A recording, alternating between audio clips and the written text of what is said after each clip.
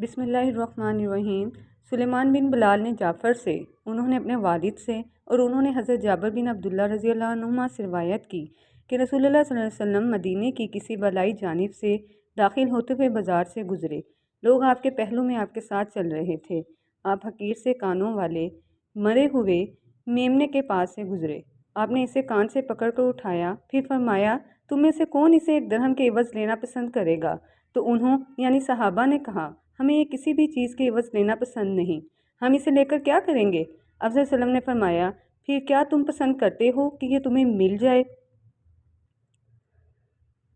انہوں یعنی صحابہ نے عرض کی اللہ کی قسم اگر یہ زندہ ہوتا تب بھی اس میں عیب تھا، کیونکہ ایک تو یہ حقیر سے کانوں والا ہے، بھلا نہیں لگتا، پھر جب وہ مرا ہوا ہے تو کس کام کا؟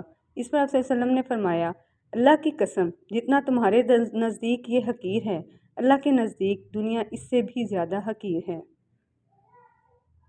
Thanks for watching, please like, share and subscribe my channel.